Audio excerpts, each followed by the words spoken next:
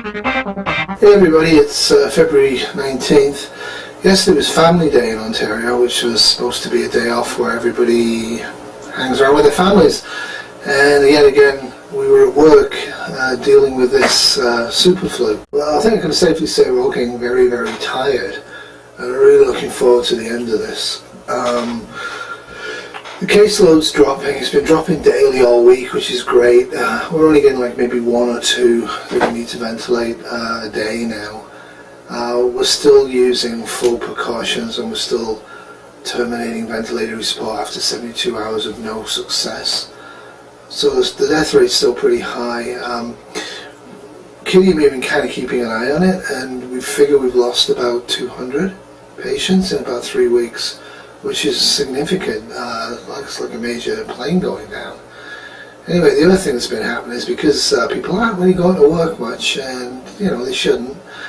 We've had a major snowfall today, and hydro lines are down, and large parts of Toronto actually were experiencing bright sunshine, but because of the snow in the north of the city, they actually lost power. It caused quite a bit of disruption, as you'll see. With only emergency lights to guide them, commuters rushed to get home. But with subways stalled in mid-run, travelers soon found themselves back outside, with only one option: to wait. Calling to let you know that I'm fine, everything's okay. Meanwhile, thousands continue to pour out of office towers, some stumbling downstairs in complete darkness for close to an hour. Just came down from the 39th floor. I think it's taken us about 45 minutes. Our legs are aching. Right across the province, power was down, affecting an estimated 10 million people. Yeah, there was literally hundreds of people stuck in elevators. We lost power at the hospital for about 5 to 10 minutes. The emergency generators did kick in and then kicked out and then kicked in. We had quite a few problems with that. Again, maintenance the last 4 or 5 weeks everywhere has been pretty poor. Everybody's just rushing around trying to deal with the mass casualties, but doing the regular stuff just hasn't been done. And of course the airports got hit again. They resumed flights 3 days ago, and of course it was a mass dash for everybody to get home. People are on vacation here and people trying to find their loved ones. Have you received any information yet? I've received none at all. I've actually just been to the desk to complain now. Independent market organizers are urging people to turn off their appliances in case of a power surge. And even once power is fully restored, they're asking people to use it sparingly to prevent further blackouts.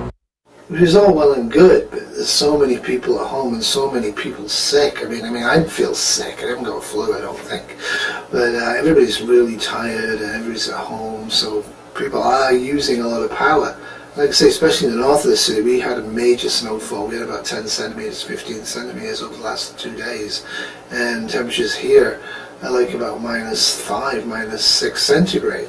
Whereas you can see in downtown Toronto, they've got this heat wave pushed up from Florida and they're walking around in shirts. Still, the return to normal that the government's planning this week is going ahead. People seem to want to get back to normal. I think people are sick of this. And I totally understand that, but I think it's way too... Here to look after our patients. But in caring for others, workers themselves became infected with the illness. Some died. I think the hardest part about that period of time was one day you'd be working with staff and the next day that same staff would be your patient. In Canada today, health officials say another person has died in Toronto, the country's largest city. The death toll... They want the government to put more resources into the hospitals. Resources translates into more healthcare workers. The majority of the world's focus remains on the super flu. Like I say, it's looking like the death rate's about 10 to maybe 20 times more than a bad flu year, which is hugely significant, but that seems to be what it is. There's no major reports of huge death rates anywhere else in the world, and like I say, there's been some YouTube stuff put out about China having more deaths than anywhere else, but who knows really. You don't know what's going on in China unless their government wants you to, right? Anyway, so the government's planning to open up cinemas on Friday, and bars and restaurants on Friday, so workers have to go back to work, and I think, like I said, most people are actually really keen to, and I expect there'll be huge numbers of people going out to concerts, and there's been a few concerts that they plan to do maybe next week or the week after for the super flu, whatever we're calling it. They're still working on a vaccine which they don't have, but they're saying the same message, is that it was just a really bad flu season, and although it is a pandemic, it's past its peak, we need to get back to normal.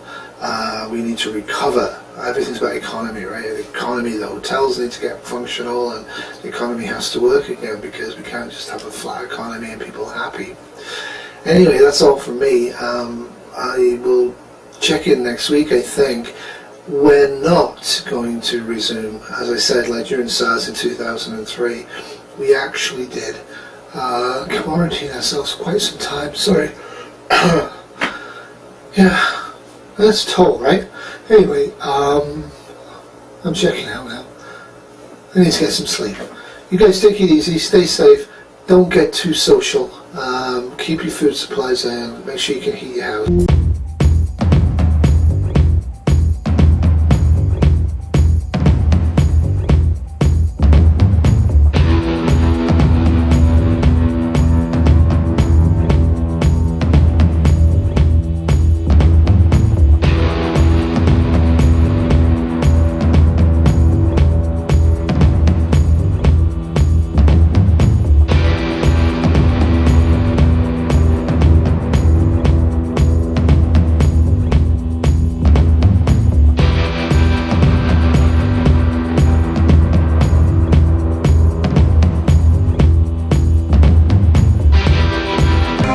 Well, the pandemic seems to have really settled down. The World Health Organization, CDC, Canada Health have all declared it over. We're having returned to normal. Everybody's at the bars and drinking and having fun. So the total death toll seems to probably going to be hitting about 4 to 5 times normal influenza death rates. So that's about 125 to 150,000 dead in the United States and about 35,000 dead in Canada. It really affected us quite badly in terms of our healthcare. But the TV is starting to do the eulogies to the superflu. In other news, the CDC is receiving reports of a possible flu outbreak in San Francisco. Reports of flu cases along the border, but officials are saying they aren't connected. The World Health Organization is now issuing guidelines on how to deal with it. Of course, one of the funny things in the United States is that both President Trump, Pence and Mitch Coffey, whoever he's called, they're still sick with flu. So the American president is Obama temporarily while they try and figure out who actually should be president. Shortages are causing prices. Obviously a cause for concern. Though it's just in terms of the flu response. There is rumours that Bernie Sanders has died, but they're unconfirmed at the moment. It was an epidemic that caught health officials off guard. Previously unknown respiratory illness spread to Canada. Nowhere were the effects felt more acutely than in the city of Toronto. It was not detected quickly enough, nor was the public health response adequate. And of course, like everything in modern life, everybody has to find somebody to blame, right? It's like, it can't just be nature. So they're all trying to figure out if the government did the right thing and all the rest of it. But I think the government acted as good as it could in the circumstances, and certainly we had an adequate supplies of the material at our workplace, even though it could have been short on some days. The province has since said it's made good strides in applying lessons learned. It was a real wake-up call for us to, really take these things seriously. As you can probably tell from YouTube prepping videos, everybody's an infection control disease expert these days. But yeah, I think we had a close call there, and I think it's important for us to actually learn what flu is and what colds are and the difference between the two. The flu is a highly contagious respiratory illness. It turns up year after year with devastating consequences, all caused by a most elusive virus. The influenza or flu virus is a recurring nightmare. It causes more than 36,000 deaths in the US each year and was responsible for some of history's deadliest pandemics. And of course, you can now add 2019 to that list of deadly pandemics. It was about as devastating as the Asian flus of 1968. And yeah, me and Kitty were back to work, working normal schedule, doing a few flu cases that are trickling in, but not that many, and basically the merge is back to normal, and we started list case a couple of days ago. So it's busy, and we're looking forward to a nice hot summer once the snow goes away, because snow's been a big factor here this flu season. The flu virus has been nearly impossible to eradicate, largely due to its uncanny ability to mutate. Since just 2004, more than 5,000 different strains of the influenza virus have been sequenced. One of the deadliest flu pandemics was caused by one such virus. Between 1918 and 1919, the Spanish flu infected a third of the global population and killed up to 50 million people worldwide. Called H1N1, this particular strain of virus likely came from birds. Anyway, that's all for me in Toronto. Probably may or may not do an update next week. I think it's pretty much ran its course. One of the things we've got here is a lot of pandemic supplies, and we've actually used quite a few of them. So what I'll try and do this week is I'm going to go out and buy some normal gear so you can use isolation precautions at home if you don't have all the expensive N95 masks and disposable gowns and nitrile gloves and all that sort of thing. Because I think it's important, because having had this really bad bout of flu, which is the first time in, for most of us, our living memory, I think it's important that we do get ready for the next major flu outbreak, because you never know, could be really bad. In the meantime, scientists are constantly monitoring the flu virus and developing seasonal vaccines to create our best line of defense. Flu cases along the border, but officials are saying they aren't connected. The World Health Organization is now issuing guidelines on how to deal with Well, the flu pandemic's back, as we all know by now. It's pretty bad. So I'm just going to do a bit of an overview of what's been going on this week, which has been pretty devastating to us in North America. So as everybody knows, just after the last video last week, flu cases spiked everywhere, as far as I can tell, causing total pandemonium. We'd had large volumes of flu cases for the last 3 to 4 weeks. They tailed off for about a week or so. Most schools had reopened, cinemas had reopened, bars had reopened, everybody was getting back to normal, having gone through a bad flu season. Sorry, I don't feel great myself. And yeah, wow. So starting basically Wednesday night, we started to get mass quantities of patients coming in with severe respiratory infections, and we quickly got overwhelmed. We did what we'd done, and we kind of knew what to do, and we opened our second emerge and all the rest of it, but very quickly we got swamped. We've been averaging about 200 to 500 cases a day for the last 5 days in our hospital alone, and all the other hospitals are as bad. And out of them, about being cruel, about 100 or so need to be admitted. I mean, as far as we can, we're sending people home with written instructions from family. The ambulance service is pretty much at a standstill. Wait times for ambulances for major accidents now are up to like the 10 to 12 hour range. So people are being told, get yourself to hospital. They're also, of course, being told, don't go to hospital. It's really chaotic. Food supplies are starting to run out in a lot of the areas. And this has come right out of the blue. Nobody was expecting this. So I'll just show you some images of what's been going on this week. Of course, one of the first things that's been done is everywhere's got their old flu hand washing signs back up, and cover your coughs, use your sleeves, all that sort of stuff. So that's been spreading around everywhere. Hospitals are actually physically closing all across the GTA and Canada and North America and Europe and Asia. Basically, we're so overwhelmed that we're just basically saying we're shut, and we're letting paramedic services such as they are decide who's getting to the hospital or not. We've actually been trying to staff the emerge with police, because our security, they're all sick and there's hardly anybody there, and there's quite a bit of anger breaking out from the population because they want to be fixed, and there's a lot of young people coming in.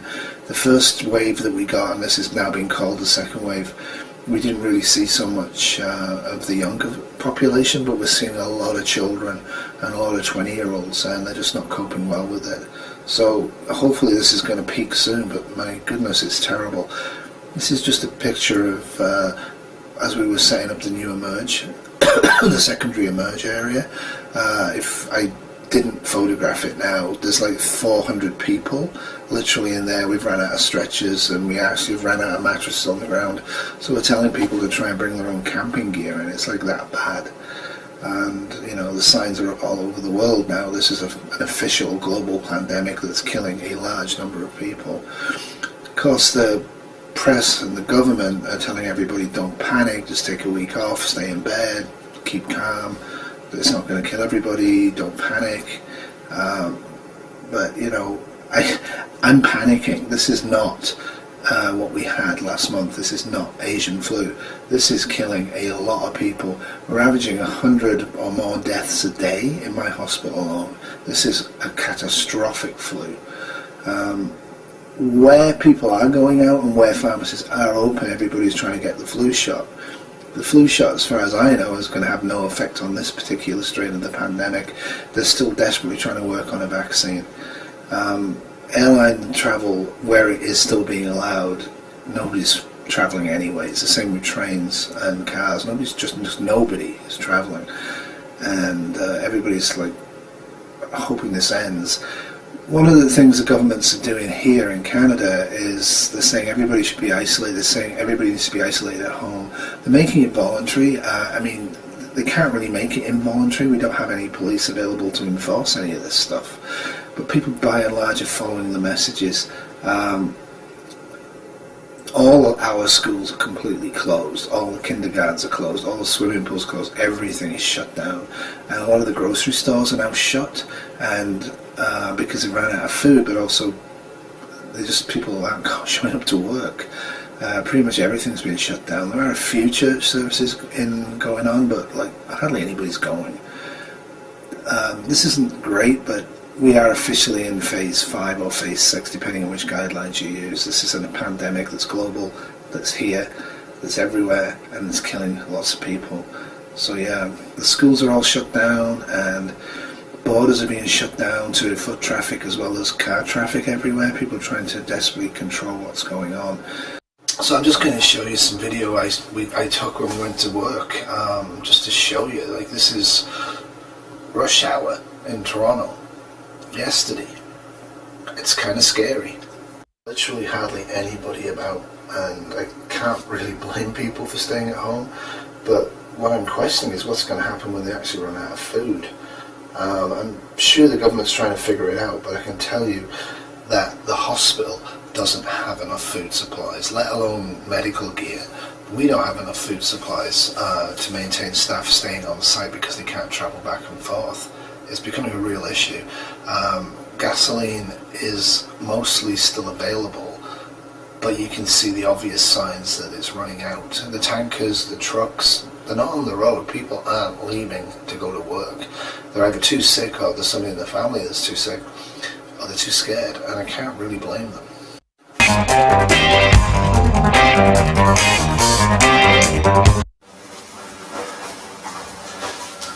You alright? Yeah. How's tonight, wasn't it? Yeah. Good to be off. Yeah. Well, sorry I didn't see you much. No, that's okay. It's okay, it's really too busy to be social anyway, isn't it? Yeah, it's really been awful, you know. I feel kind of sick myself, which is worrying me, but I think it's just tired. Yeah. But we have had, you know, 5 or 6 of our own staff that are really, really sick. We're not nursing them in our own unit, which is a good thing. But we're, you know, well, it's the ones that died that get me. Like, I mean, they were fine last week. I mean, like, I think it was all very well last time around when people were sick, but now people got sick and died. I mean, our staff physician in ours, I mean, she was young. I know. But you have to think how many people in the general population are getting sick and dying, so it's not that surprising that some of our staff are. Yeah. I mean, although we think they're all coming to us, they're not really, are they? Really? No. No, I've never worked through conditions like this. I mean, compared to this, ours was nothing. I mean, it's just crazy. We're running out of supplies. We don't have enough ventilators. We're starting to think about, you know, just turning people off when they don't seem to be improving because we just don't have the resources to look after everyone. It's a situation I never thought we'd ever find ourselves in. I mean, I know what you're doing. What I'm doing is I'm like running around trying to find spaces to shove people. Yeah, I'm kind of worried about Mum and Dad and about the folks up at the Shire. It's hard to get in touch with them. Yeah, they should have enough food. I mean, I dropped off so much stuff 2 weeks ago, right? Yeah, I know, but I know Mom tends to want to get out into the world and do things, so I don't know if she's... Well, she's 83. They appear to be actually sort of semi-protected right now. It's like, it's not really even us, it's the 20, 30-year-olds that are really getting sick at work. Yeah. That's what's scaring me.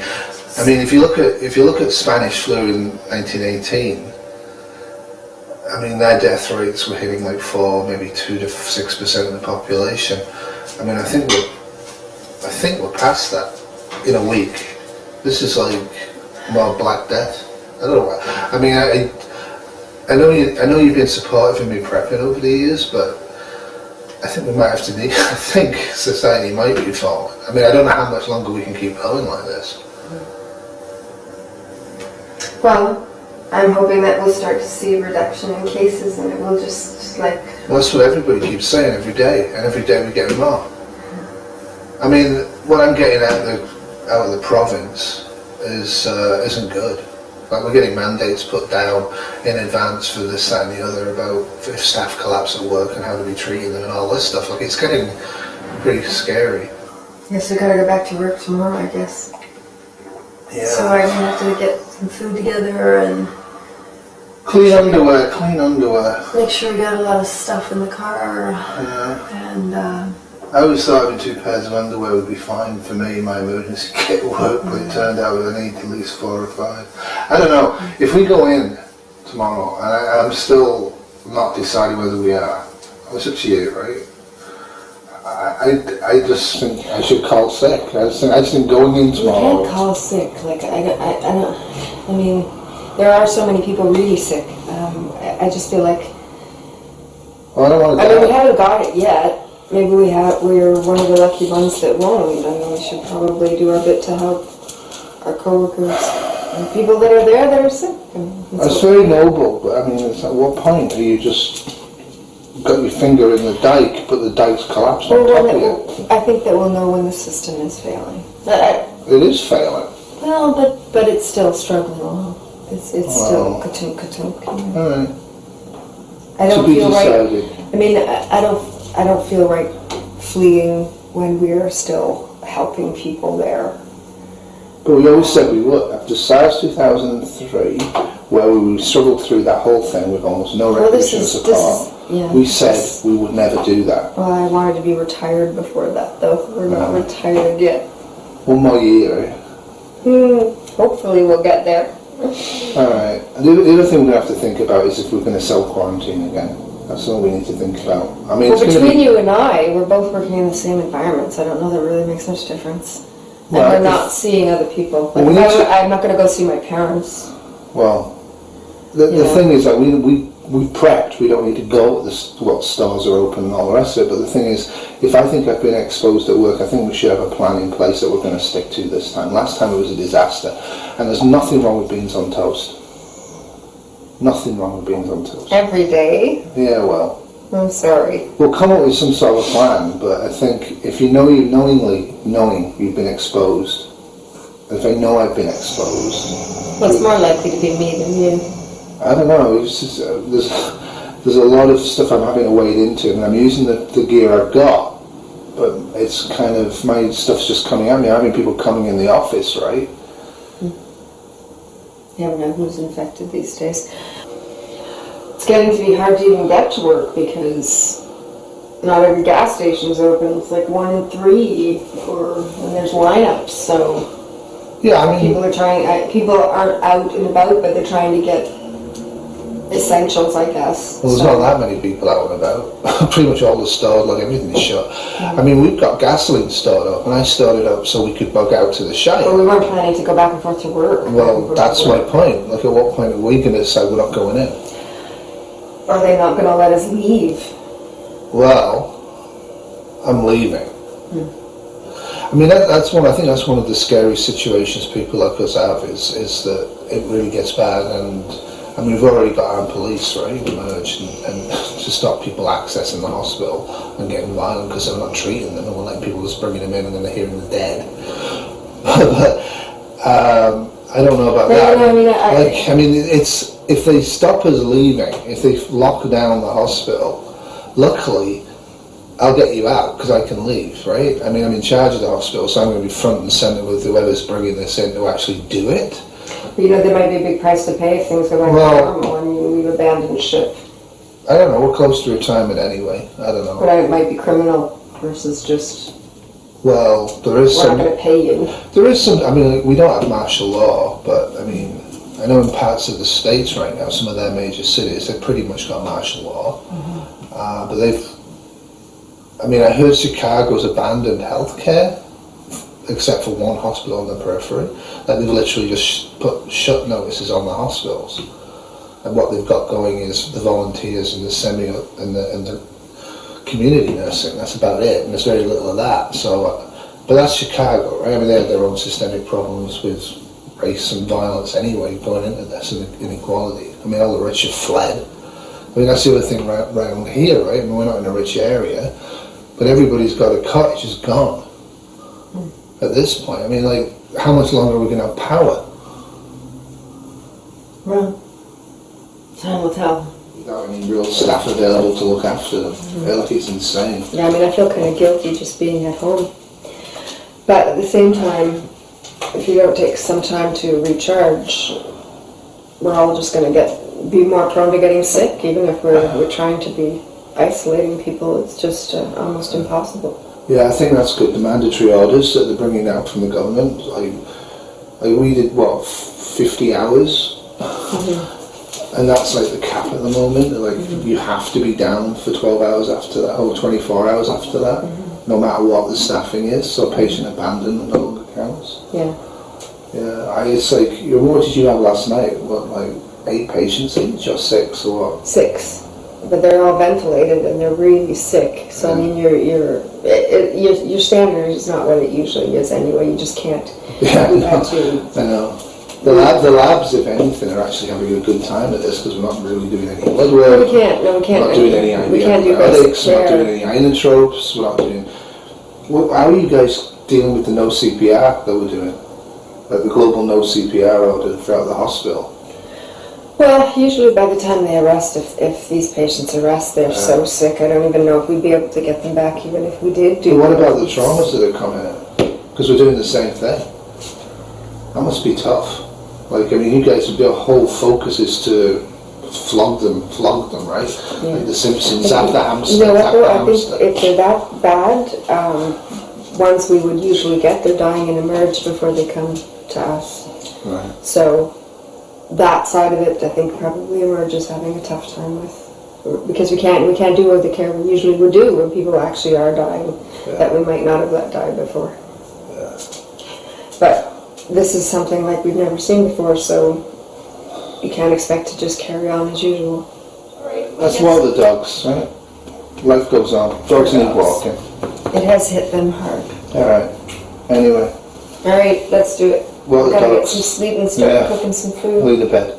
Hey everybody, I'm recording this at home. We're in a total power down here. I have a light to try and make it decent, and I'll try and upload this video at work tonight. First off, I want to show you something I captured on the internet from work, showing some food riots south of the border. Things are getting pretty bad. Folks, attention. We appreciate your patience, and we're doing the best we can. We have exhausted our supply of meals ready to eat for today. What? Please remain calm. Don't be said, please. Hey, can we get some help over here? We need you to leave the parking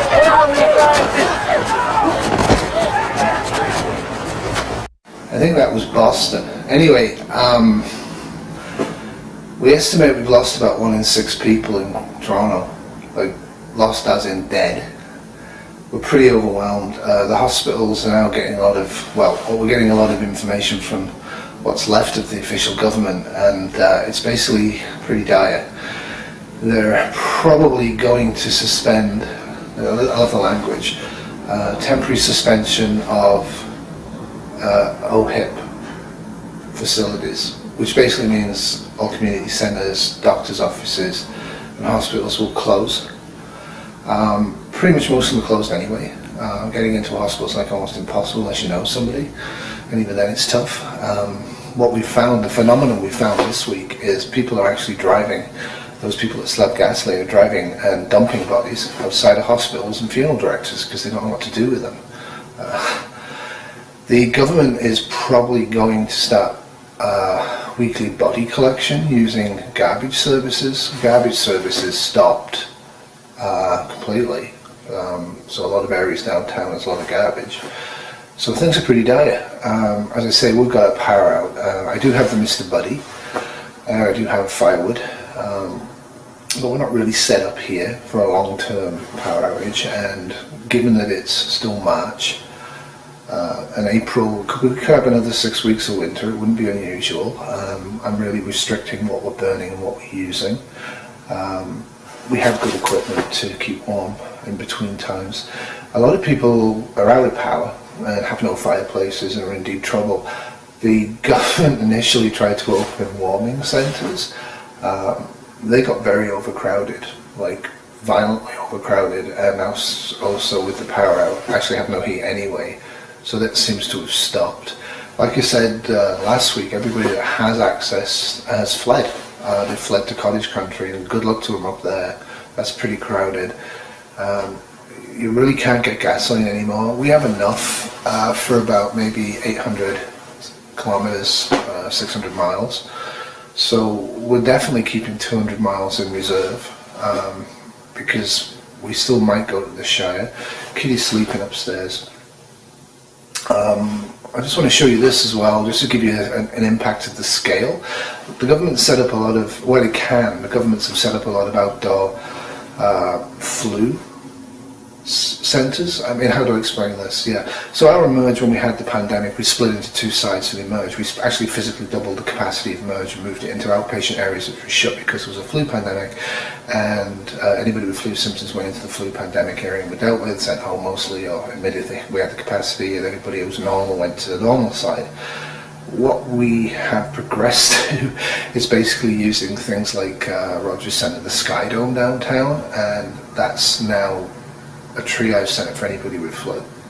And what you've basically got is you've got the police and the army controlling it, a couple of doctors and about 2 or 3 nurses, and a few volunteer retired people floating around in cots, and basically they just go there and wait to die or wait to get better. And it's just awful. But people who've got no heat, people who've got no food, people who've got no water, and have got flu, I can well understand why they're entering those areas. Anyway, not good.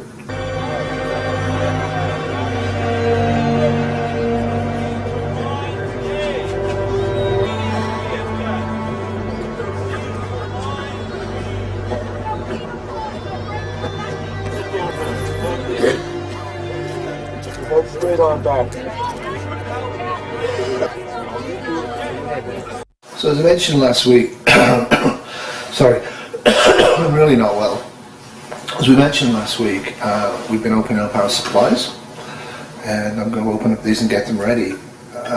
Basically, this one expired in March of this year, and any fruit, especially pineapple and then tomato, will rot through tins. So look at the tins carefully, and these aren't going to last very much longer, so I'm going to use them up anyway. And I got some French pears, and these ones actually expired in March or May, depending on how you look at it. Actually, no, February the 22nd. The exact date expired last in 2017. So I'm going to open these up, and that will be our supper. We're trying to get as much vitamin C into ourselves as we can from natural sources, and because tablets and stuff like that pretty much aren't as good as natural sources. And we're keeping cheerful. It's getting warm. We've kept on a 50-hour work week schedule, so we're going 50 hours and we're off for 24 hours. The attendance rate is low, like maybe 5 to 15% of staff are showing up as predicted. The government asks for retired nurses and retired doctors and retired paramedics and retired fire services and retired police and blah blah blah to actually come in, and a lot of them have, but they were inadequate. So we're actually asking anybody and wants to come to the hospital to be a nurse, to come and be a nurse. College of Nurses Ontario suspended the normal nursing acts and stuff like that, so anybody can be a nurse for the time being. Give them a little armband and about a half-hour prep session and send them off to hopefully wash people's feces off them.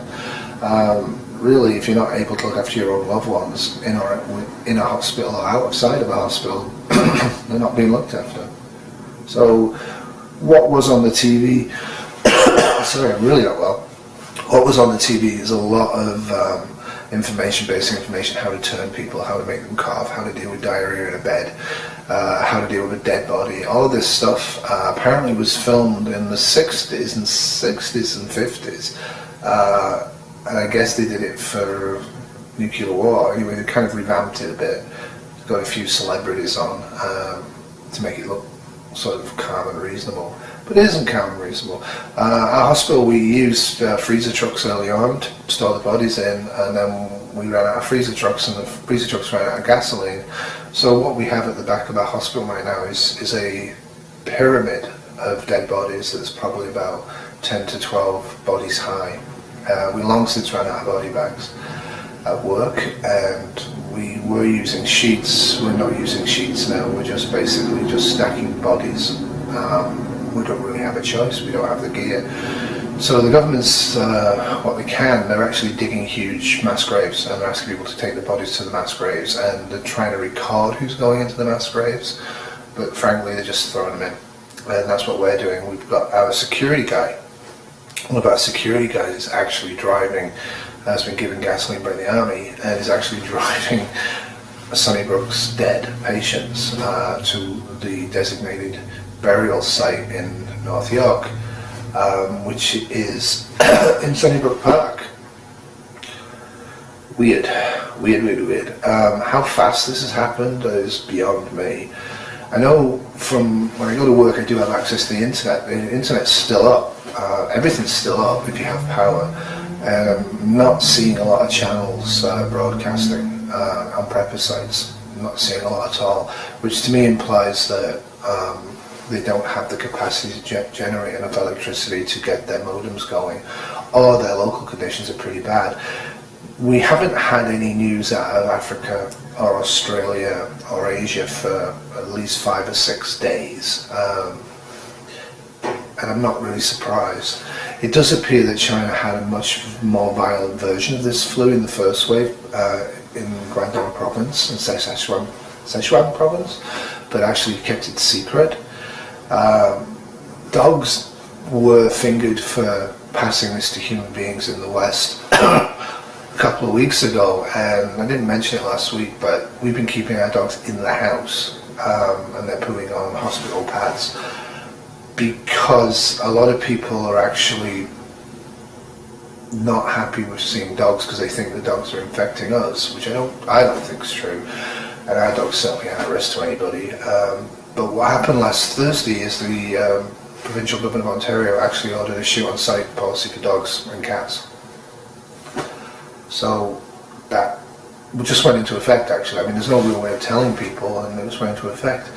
So, yeah, so the windstorm that we've had the last 2 days up here definitely knocked out the power, and I don't know when the power's coming back on, and I don't know when the stores are going to open again. I don't really care. I'm just doing it day by day.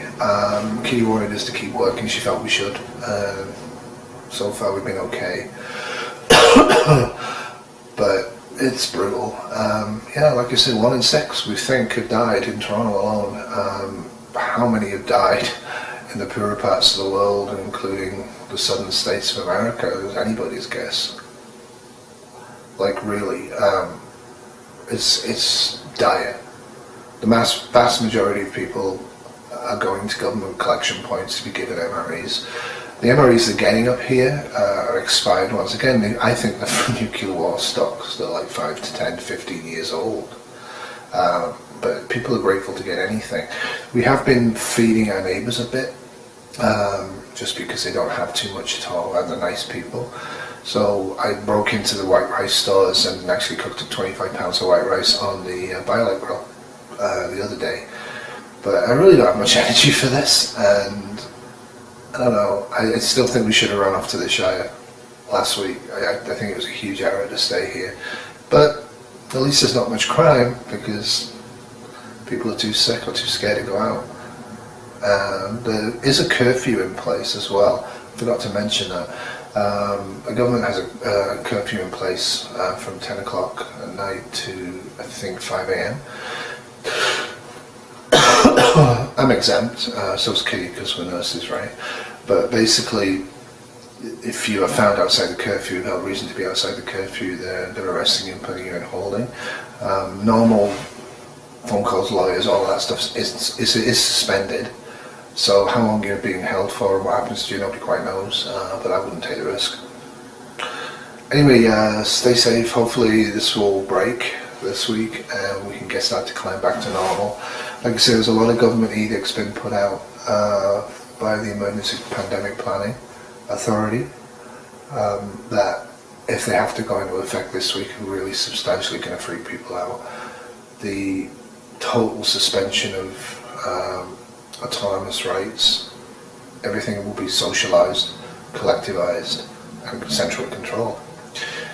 Which sounds okay, except I have doubts whether central control is going to work, because pretty much there's a lot of dead people, and without power, I think we're all on our own basically anyways. Anyway, this is long and a bit depressing. I want to finish up with just some scenes of stuff I grabbed from the internet, showing parts of North America and United Kingdom, just screen grabs basically, showing the effect of this in urban locations. Stay safe, ration your preps, don't burn through your heating unless you have to, try not to get in contact with other people, use bleach, use soap and water, be sensible, and yeah, this is brutal. Bye. So, bit of a disaster. Kitty got the flu. She got it from her parents. They got sick last week. As you can hear, some people have generators going. They actually have power in their apartment because they're actually right next to a police station, which is kind of pleasant for them. So I got to look after them and look after Kitty. Well, here I am at Kitty's parents. Her mom's still sick, but not bad. But her dad's really sick. So how's it going, Dorothy? Yeah. Well, it's been kind of bad. I was sick, really sick one day in bed all day, and then I got the next day feeling better. But then John's sick, and he's in there roaming away. Well, I didn't realize how sick he was until later on. Not at first, because I wasn't that sick. I mean, I was in bed all day, but you know, I come through it. What's he coughing up? Dark green mucus. Is he still coughing that up? Yeah. Well, he needs some antibiotics. Today he was doing that. Yeah, he probably needs antibiotics. Yeah, he probably does. Yeah. So what's the challenge has been for you? Well, last night, every 2 hours, he tapped me on the door to have to pee. So I didn't get much sleep last night then even. Yeah. Yeah. Is he using the urinal? Pardon? Is he using the urinal? Urinal. Okay, Yeah. is that helping? Yeah. Oh, a lot. What about the straws and using a cup? And he likes them too. That's been good too. Yeah, so he doesn't have to sit all the way up But when we he's can't drinking. use this water right now because they're doing something to it. Oh, are they? Yeah, that's a problem right now. Oh, I got you some more. I'm glad you brought this. Got you some more fluids. If you need any water, let us know. And I'll get. No, that should be plenty. If you need any more, let us know. You can get out and have a cup of tea and a muffin or a piece of toast. And he's had a muffin since, and then he had some. So you still got plenty of food, right? Some water. Yeah. Yeah. Yeah. Yeah, you're lucky to have power. Nobody else has really got it. Yeah, I'm very grateful for that. Yeah. But don't have good water. Yeah. Oh, Kitty. Yeah. Kitty's not feeling too well, eh? No. Kitty, yeah. Yeah, she's got it bad. She's got what? She's got it bad. The flu. She's still sick from the flu? Yeah. Oh dear. Dear. Well, I'm glad she didn't come over then. Hello, John. Oh. Turn over here if you don't mind. Good heavens, he's good at that. How you feeling? A drink for you. Probably a little better. Yeah? I still have a terrible cough. Yeah. I'm not going to get very close to you. John's got some antibiotic he'll maybe give us for you. What is this? It's Red Dragon flavour. Red Dragon flavor. Is it good? No. Yeah, good. I got you a bunch, so. He's not quite as flushed. Probably due. I gave him 2 Tylenol at 12, so he. So you're doing the Tylenol and the aspirin every 2 to 3 hours each, right? So he gets like 2 to 3 hours aspirin, then 2 to 3 hours later Tylenol. No, I haven't been doing that. Yeah, try that. That'll get his temperature down. It's okay for now, Dorothy. So I'm just going to have a rest before I go home, give Kitty some fluids, give her a wash, turn her. One of the things that went right was the metal straws have been a godsend. It's much easier to give him fluids and kitty fluids with those than it would be with the plastic straws or trying to sit them up in bed. In hydration, we're just pushing it as hard as we can. And Tylenol aspirin, and also turning them every hour and a half is totally important. Otherwise, the chest actually will get gunk in it, and it's highly likely to get a bacterial infection on top of the pneumonia. And that's what's pretty much killing most people, unless they get it full-blown sepsis, in which case it's the hemorrhage as well as the diarrhea. Thankfully, they haven't got the diarrhea yet, any of them. One of the things we wanted to do was bring them into our own home, but we have no washroom on the main floor. So yeah, we could use a lookable loo, but how good that would be. If somebody's old and unsteady, I don't think it'd be very good. So for now, they're okay where they are, and they're getting power most of the time because they're right next to the main regional police station.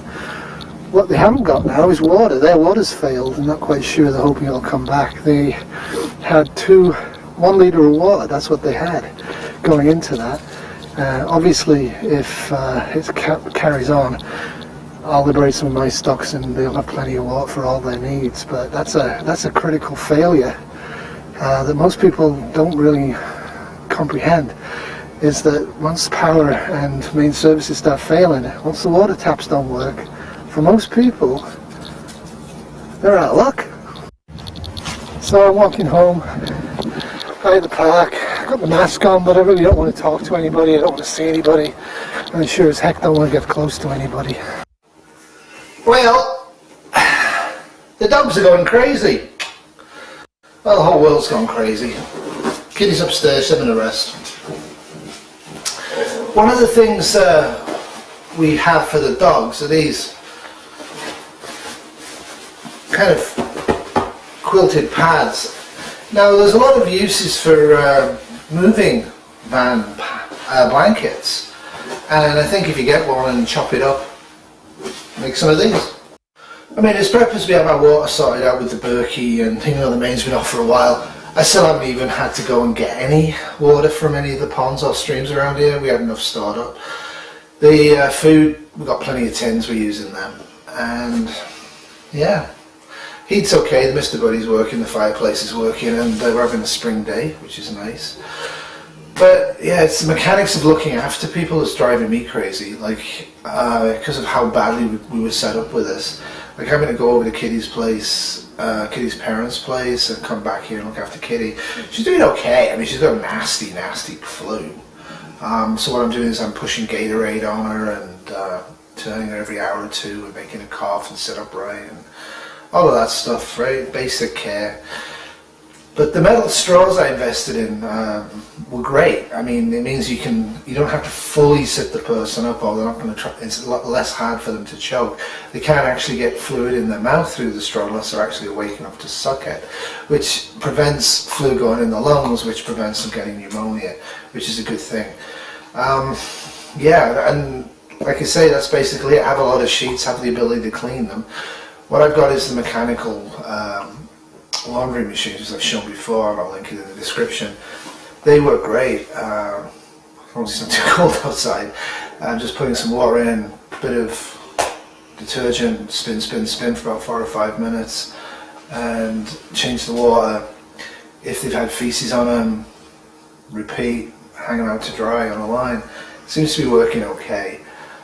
But yeah, I only have time for this because they did close the hospitals down. They closed the hospitals down about 5 days ago. I actually had the pleasure of being there, and yeah, we asked people to pick up all their old people and take them home. About half the people did get picked up. The other half we trundled over to, the army took over to the Project Centre and put them on cots. I doubt any of them will live. The care there was utterly bad. Somebody tried to talk me into actually taking a position down there. I told them I can't, I got to go home and look after people, which is true. Family first and all that. So I don't know where it's going to go. There's still a lot of dislocation going on. Uncle Al in California put up a video, which was nice. It was nice to see some preppers out there actually communicating during this. It's kind of nice. It would have been nice if some of the bigger preppers actually, because they got the cash from YouTube and all that, if they'd actually been able to produce videos during this. I mean, I've done what I can in terms of putting up how to turn people out, put a face mask on and stuff, but I don't have a lot of views. And yeah, the big guys and the big girls have dropped the ball on this one. They just have been selling fear for so long, they probably don't even know what to do. And they're either dead or they're hiding. So one of the fallouts from this, I think, is with power still out pretty much everywhere I can tell in North America and Europe, dark zones in Asia and Australia, still no word out of there. The death rate's still continuing. I mean, nobody's working, nobody's doing anything. Yeah, I mean, what police you see on the street are in the cars with masks on. They're not getting out of the cars. And that's effectively the community service that they tried to set up with no background and no money in like 4 or 5 days. So people like Kitty's mom, who's got flu, Dorothy, used to be a nurse. She could go and put an armband on, begin a list of houses and go and knock on them and give first aid care. Very much what they did in Spanish flu in 1918. Great idea, but unfortunately, not enough people to do it, not enough time to do it, not really a society where that's okay. Gosh only knows how people dead in their apartments downtown. Yeah. So I'm going to look after Kitty, try and get some rest. Not actually working is actually making me feel a heck of a lot better. So hopefully I can stay strong and look after the terriers. And hopefully in a day or two I might start actually letting them out in the garden again. I mean, this whole shoot to kill thing and dogs are causing the flu that Fox and CNN had going last week. That's done a lot of damage. A lot of pets been shot or abandoned. And yeah, let's blame something other than a flu virus and ourselves and how we live, right? Let's blame dogs. Anyway, that's all for me. And yeah, stay safe out there, everybody. Hello, boys and girls. This is your old pal, Uncle Al. Hey, Huples. Hi, Huples Cat. Hi, Ontario Purper. We're doing the pandemic series, and we're volunteering our part. So anyway, this is what's going on so far in California. Let me get this gear off. Now, I know the Hubbles Cat will say, aren't you wearing an N95? We ran out. We only got these stupid dust masks, and they're not a big help. Anyway, so far in California, you notice I'm wearing gear. This is storm gear because our protection gear went out about 4 days ago. Oh, Lord. So did the gloves, so we're making do. Tired. Anyway, we're okay here in Visalia. We're a small ag community. We have sealed off. We have a National Guard unit. We're in contact with the state capital, Washington.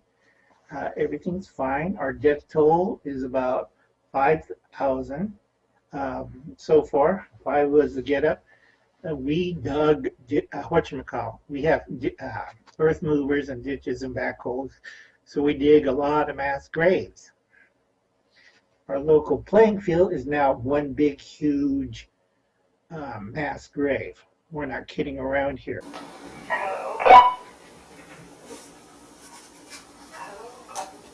Hey. Kitty, do you need something?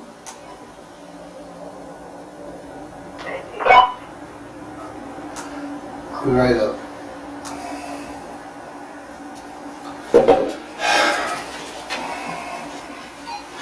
Turn this off, save power. Okay.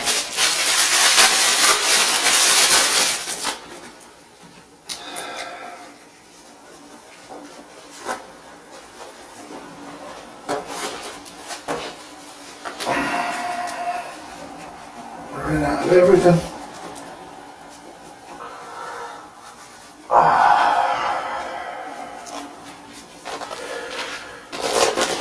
Glad I got these. Wash them.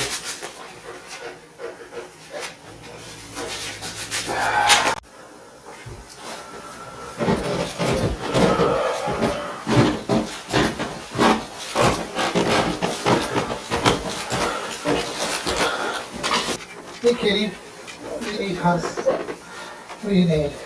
Hey honey, you got your mask on? Yeah. What do you need? Just turd. Some water. Alrighty. I was just wondering how mom and dad were doing. They're actually doing not bad. Your mum's still in bed, but your dad's coping and I keep popping around there. Do you need the washroom or anything? No. Alright, so I don't have to carry you to the toilet, that's good. Now, I left you out the tablet, so you had your Tylenol? You had them already, right? Yeah. Alright. You getting any nausea or vomiting that's worse after you've done antibiotics? No. Ampicillin and ceftriaxone is all I have. Alright, honey. Okay.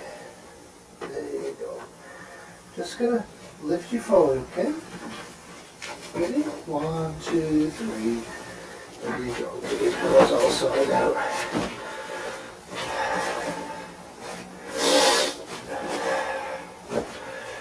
Boy, you're hot.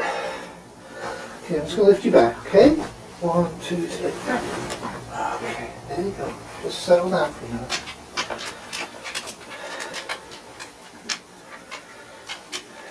How much water do you want? Just a little bit. Alright. Just a cup then. Maybe hold it. Yeah, this is what's your nose to pull my mouth. I know. Just flip it back up if you have to cough.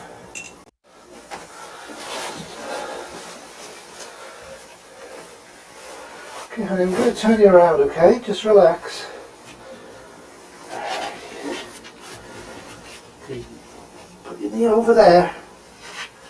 Okay, I'm just going to roll you a bit, okay? Alright, just relax. Just turn the sheets around that side.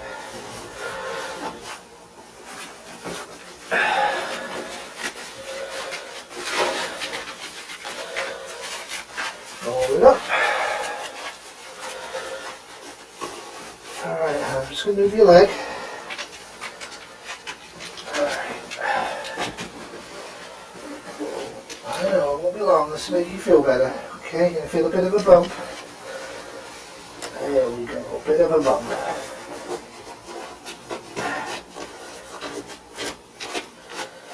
Alright, I'm going to leave you on your side for a bit. I'm going to do a bit of physio on this side. I won't hurt you, but we have to do it, okay? Alright, I'll cover you up a bit.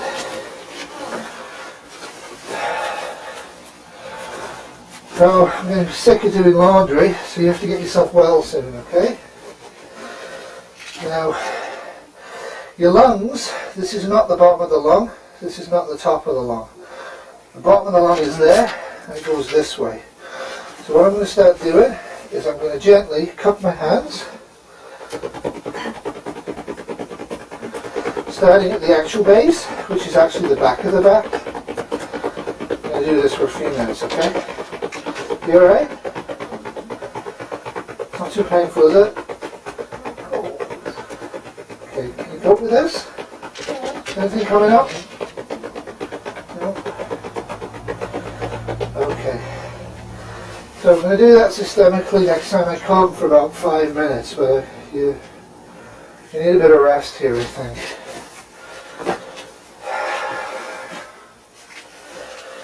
I'm just going to prop you up a little bit. So using the pillow that's already there, just so you can get your drainage going, okay? Alright? Okay. Are you okay taking off the mask when I leave? Yeah. Alrighty. So on the way out, I have a bin with a plastic bag in it, and I just dropped the laundry in. So one of the first things I'm going to take off are the gloves. These are gardening gloves, better than nothing, and I've run out of normal gloves. So gently, you don't want to fly anything around. You put that there. Then I'm going to have some lubricant, wash my hands. Once I've washed the hands and I've left the room, I then take the mask off. So 2 bins, one inside, one outside. One outside I'm going to use for this. This is going to be strictly tied and disposable. We're getting tired of this. I haven't talked about toileting. The pads that I use, the brown pads, you can actually, they're fairly absorbable and they won't spread into the bed. So if Kitty's peed or pooed, I clean her up using those pads and wipes, which I've still got a good supply of. Generally speaking, with a lot of help, I'm able to get her to the washroom, which is right by her door. So I consider this to be a dirty washroom, so when I go in here I wear gloves and a mask. So I'm gloved and masked, I saw Kitty out in there, and then just wearing the same glove and mask I come, get her in the toilet, get her back in there. The only difference is I keep the glove and the mask on and I come here because I need to flush the toilet, right? Got a plentiful supply of water from the spring, so this is actually a little jug, but usually I generally use Epsom salt jugs. And you can put the water in there and flush it normally, which is what I've been doing. Or you can just do this.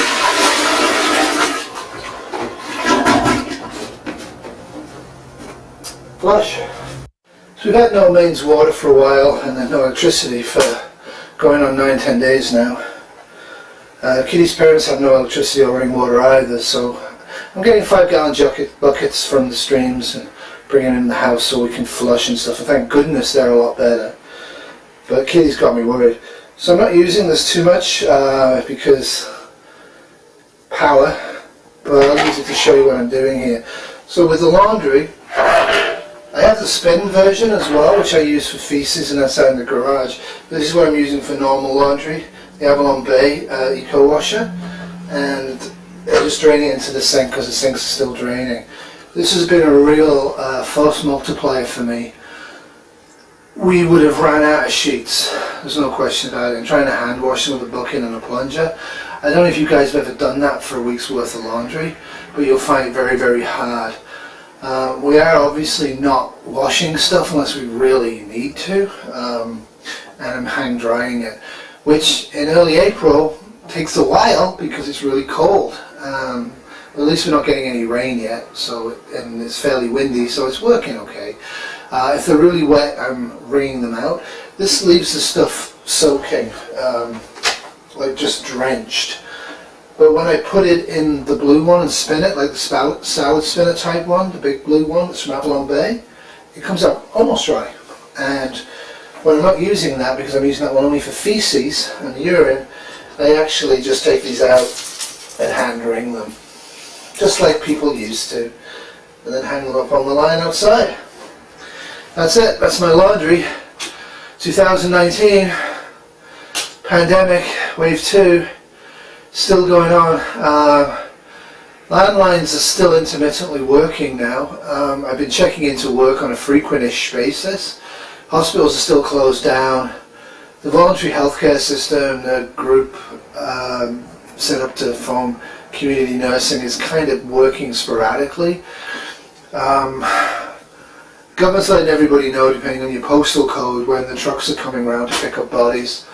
I don't go out much, but you can see people just on the sidewalks on collection day in sheets and in blankets or whatever they've got. This is going to affect people's minds for a long time. It's just horrible. We're doing okay for food. The rocket stove's still working just fine. I also got the big grill from BioLite, but I don't really use that. I haven't really needed to boil water. I'll show you why. So I just get the 5-gallon buckets, put them on a wheelbarrow, bring them up from the creek and the ponds, fill them in the garage with micro towels, and then take the water and put it through the Berkey. The black filters in the top last for 10 years. I got white filters in the bottom last about a year and a half of very heavy metals. The water coming out of this is drinkable. It actually doesn't taste that bad. I'm mostly taking all of the water except for flushing. I have toilets from a running creek that doesn't actually travel through any industrial areas or agricultural areas and starts off in the forest to the south of us and then comes down. Further down the stream it'd be really heavily contaminated with petroleum and junk, so I'm trying to keep hydrated. I'm considering putting myself on antibiotics. I don't know if that's going to do any good or not. We've used all the Tamiflu I stored up, which was 4 weeks worth for one adult, what between her parents and Kitty herself. Pharmacies are closed, shops are closed. Traffic's fairly heavy right now out there, but it's mostly just the police and a few army trucks going by. The central police station for York Region's down there, and there's a lot of activity going on, like a lot of activity, but I'm just staying out of it. I'm not going to collect food anymore. I kind of did for a few days, going down to the church sites that set up for MREs, but they're really horrible MREs and they didn't have any vegan ones, and I don't need them, and to be honest with you, people haven't got eyes on me. People haven't got eyes on anybody. They're just holed up in their homes, scavenging what they can from their homes. Neighbours are helping out where they can and going to the churches that the government's using as distribution points. I still haven't lost as much weight as I thought I would. One of the problems with having supplies is, like you say, I'll grit down, I'll ration my supplies so I don't stand out as being the fat guy. Easier said than done. I'm quite depressed. We've lost at least 20% of people we knew, people at work. Kitty is really, really ill. She doesn't complain much. The temperature is running at about 39 most days. Sometimes I can get it down to 38 too. Whatever that is in Fahrenheit is too high. 38.5 is far too high. I have enough aspirin, I have enough Tylenol, I have enough fluids for her, but I give her the antibiotics, ceftriaxone and penicillin, and I'm thinking I'm going to maybe put in just general penicillin and maybe even, I don't know, she's not turning the corner, she's just getting worse and worse, and as she probably saw, she's not really even drinking. We did have a few IVI intravenous infusion setups. We used them on her parents, and it seems to have made the trick. I wasn't making it up. John's doing great, actually, but he's spending all his time reading his books, using the flashlights I gave them, and helping out Dot. Dot's very weak, but she's not ill. It's hard to explain it. She's not really got the flu anymore. She's just got really weakness after the flu. So anyway, I have to recharge this light, and I have to relax a bit.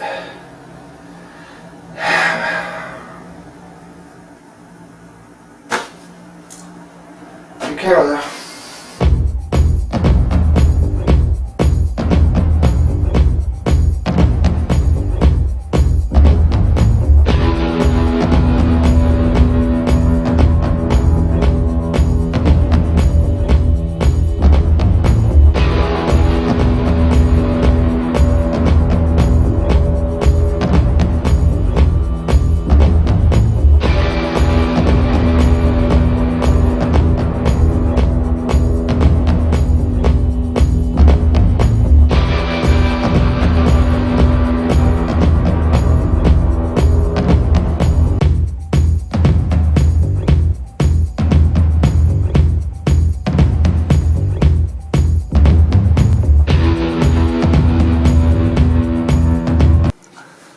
This has been a Bad Terrier production 2020. Right, Becky? Becky!